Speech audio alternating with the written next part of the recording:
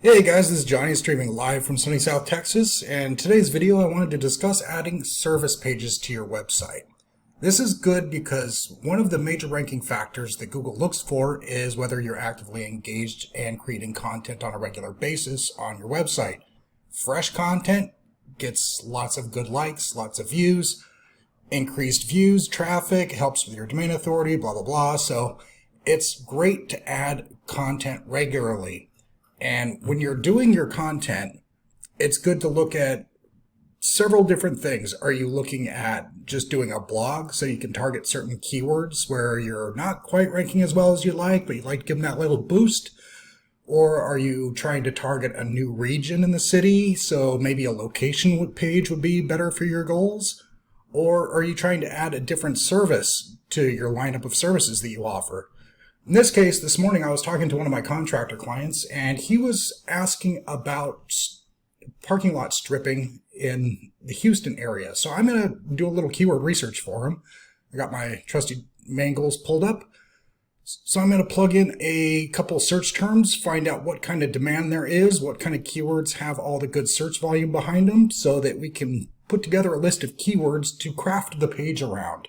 That way, not only is the page going to target the end user with good writing, graphics, and overall good user experience, but we definitely want to catch Google's attention for the right keywords that have good traffic behind them. So hold on a second, let me pause and put everything together for you. Okay, that was pretty easy. So we took the term parking lot stripping and Houston, Texas, English, and again, I'm in Mangles. Go ahead and check the comments below. I'll share a link with this. It's a fairly inexpensive keyword research tool, and it's got a ton of great information in here. So we can see that parking lot stripping actually has 360 searches a month in this area. So that is definitely a good little bump in the traffic volume. And then of course, stripping near me, well, yeah, that's harder to work in content-wise, but as you're building your website, you're going to have images on the website. One of the things about images you want to keep in mind is two things. First, you want to compress the image so it's actually the size of the box that you're trying to put it into on your website. Otherwise, you could have a 2,000 by 3,000 pixel image crammed into a tiny little box on your website, and when it tries to load, it's still a giant image, so it's going to bog down your load speed. So you don't want that. You want to compress your image first. Second, you want to rename the image with an alt tag.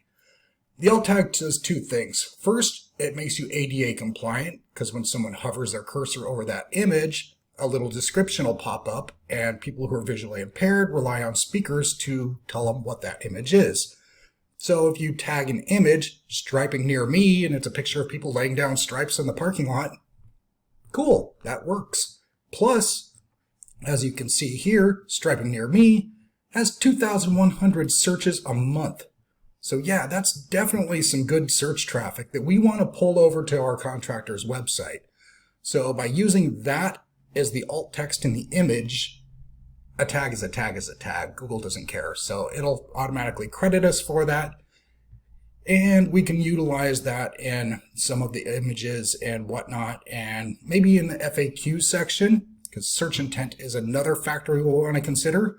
So I'm going to grab several of these keywords for my client, and we can start working through these and bundling them together to form the skeletal structure of a service page for his website.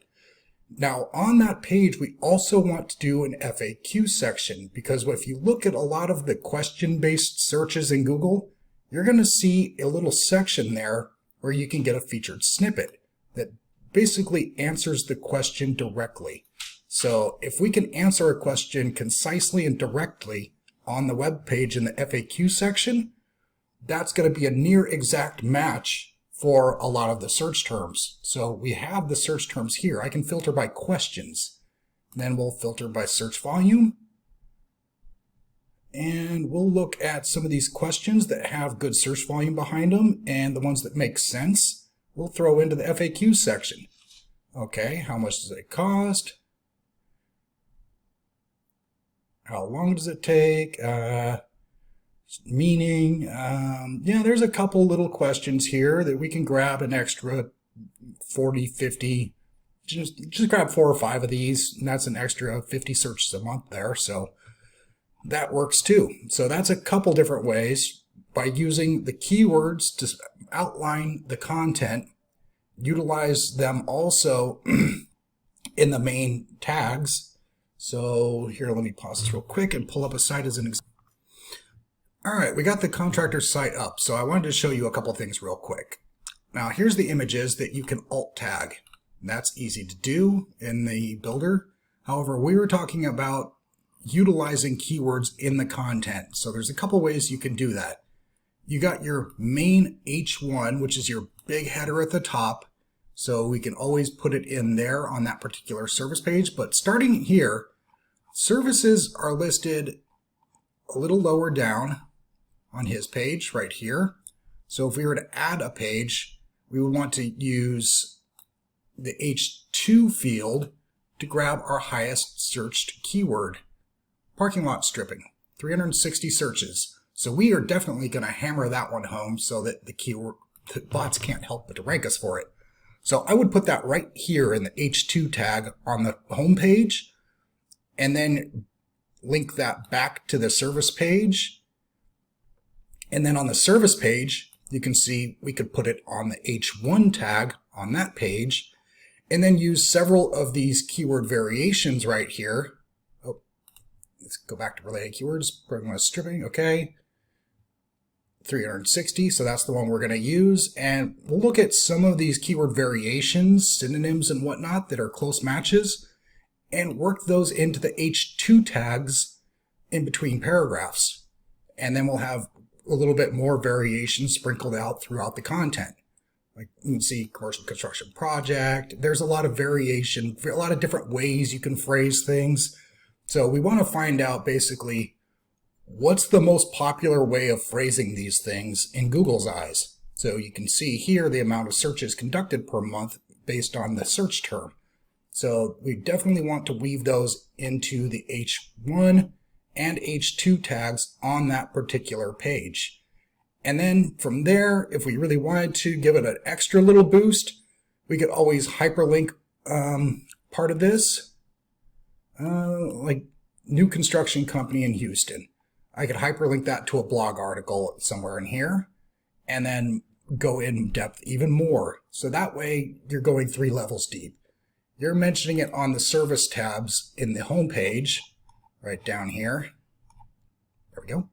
In the H2 tag and in the content. And then from there, we're also mentioning it in the H1 tag on that service page. And again, in the H2 tags, woven into a quick little sentence that makes a little sense, a bullet point really. You don't want to use the same term over and over again. So again, look at the keyword variations, find various ways of phrasing things, and work it in there so it's smooth and organic. And then if you want to go a 3rd level deep, you could always hyperlink something and spin a blog off on it to give it an extra little boost. So that's a couple ways that we can look at a new service that we want to add, new content, really. And again, that could be location pages. Don't think we did location pages on his, but it could be location pages, it can be service pages, it can be blogs. You just should add at least a page a month, no matter what it is. Any one of those 3 will do. And in this guy's particular circumstance, he's looking at filling a area where he perceives that there's a gap. There's a demand, obviously, but there's not a lot of contractors doing this. So he's thinking of sliding in and grabbing some of that. So adding a page, focusing on that on the home page, and then linking back to a service page, utilizing all the tagging and whatnot. That's how we're going to make that happen for him. And one last little tag I wanted to end with is we're not stripping near me. 2 more tags I wanted to show you. The title tag, which is this right here in the search results, and the meta description. You also want to weave that top keyword that we're using in the H1 tag or the H2 tag on the main home page, and then again in the H1 and H2s of the service page itself. We're also going to use that term here and try to squeeze it into the title tag in a way that looks like it makes sense. See, Thumbtack was a little underhanded here. Best parking lot striping services near me. So they just tried to get striping lot services near me as that keyword in there. And you can see how that looks a little trashy. So that's why I don't like doing that kind of thing. Use the main keyword. Keep the near me's into the alt tags. It just reads a lot better. Makes it look like you speak native English. But again, also try to get it in your little description here. You can see you don't have a lot of characters to work with, so keep it tight. Keep it concise. Look at your competition and find out what they're using. A great way of doing that, here, let me show you real quick. I'm going to grab this guy's website, and one thing I'm going to do real quick is grab this free plugin over on the Chrome store called SEO Quake. Go ahead and grab it. It's free. I don't get a kickback or anything on it. And we can see what they're doing. Okay, this guy has a basic Google site. This is cheap and cheesy. I'm probably going to have to solicit him and see if I can get a website out of him. But you can see what he's doing here. You can see his title tag. You can see he doesn't have a meta description and he's owning the page. So that's a little odd. But you can see exactly what keywords he's using also, and you can see how many times he's using them on that page and how he's using them on his website. So we can see those are in the header tag and the title tag. And when I look at his page, I can see his H1 right there and title tag right there, which is the way it should be. H1 should be concise, who you are, what you do, where you do it. Title tag, you can then get fancy and do something pretty. So that is one way to scope out your competition and find out what they're doing. That guy doesn't even have a website. Interesting. Okay, this one looks a lot better. Let's see what is going on with this guy's. Okay, I can see his title tag, Rio Grande Valley, heavy civil construction, foremost paving. So we see who they are, what they do, where they do it. That's the formula. Stick to that and you'll be fine. But we can also see his meta description right here. And again, we can see who they are, where they operate, and what they do. So again, who you are, what you do, where you do it. Keep it simple, keep it concise, and try to get those keywords in there so that when someone does do a search, you'll have a near exact match. That's why when I see parking lot striping near me, and you go look through here, you can see parking lot striping in bold, parking lot striping in bold, parking lot striping in bold. Detecting a pattern here yet? Exactly. If you have it in your meta description, then it's going to be a near exact match, and that's going to pop you up into the search results pretty quick. So again, just to recap, we're going to want to go through and add a little block on his home page with an H2 that then links back to the service page, where we'll use that term again in the H1. Use a little synonyms and variations in the H2s, and throughout the content, we're going to try and get as much of these keywords as we can into the content without doing too much keyword stuffing or making it look crappy or read weird. We want the user experience to be foremost. So get what you can in, but don't force it. If you have to force it, it's going to be crap. Just like a fart.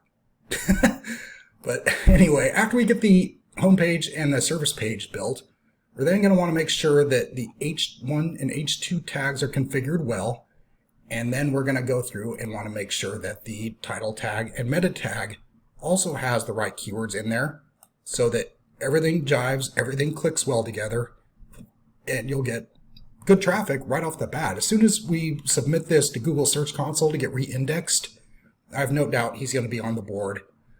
Usually people pop up around position 50 or so when they're brand new to a keyword.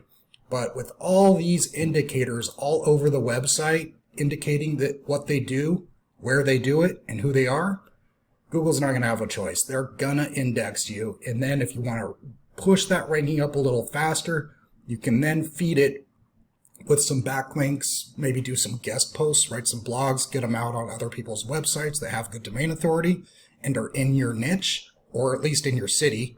Niche, city, those are both relevancy factors. It doesn't make sense for a contractor in Houston to have a backlink off of a car stereo company in Dubai. Doesn't make any sense, and that kind of link will get wiped out in no time, and that's exactly what you'll find on Fiverr, so don't go there. You want to be niche relevant or location relevant. Get a good backlink off of something like that, targeting the search term like these, parking lot striping. Hyperlink that phrase in that blog article, so when people are on that guy's page and they happen across your article and click that link, it'll bring them to your website, and that'll help curry more domain authority, it'll help curry more traffic, and Google will start ranking you better for that search term. So that's the game plan. That's how you load up a service page, and with location pages and blog pages, it's a very similar process. You always want to start with your keyword research to find out who's typing what search term en masse, and then go from there and structure out your blog, your location, your service page, whatever it is. And let that data be your guide. And if you're ever curious and want to do a little competition research as well, you can always pull them up and run them through SEO Quake to find out what keywords they're using on their site. It's another way of doing keyword research, really. How many times they're repeating those phrases, and what context are they using those phrases? Do they have them in their H1, H2, their title tag, their meta descriptions? All of that comes into play. So that's basically how we put together a service page. So I'm going to shoot this over to my friend over there in Houston, and I thought I'd share it with you guys just as a quick little intro into how to grow your website organically without having to pay an SEO guy. If you know how to copy and build a web page, these are easy to do. If you need someone else to hop in and do, I usually add additional pages on monthly as part of my SEO service for my clients. But a la carte, I usually do them for like $200 a pop. So it's not that much, and it has a lot of payoff, especially if it gets you a lot more jobs doing that particular service. So hell, one of these jobs would pay for itself. So it's worth considering. Anyway, hope you enjoyed this video. Feel free to like and subscribe as always, and I'll see you in the next one.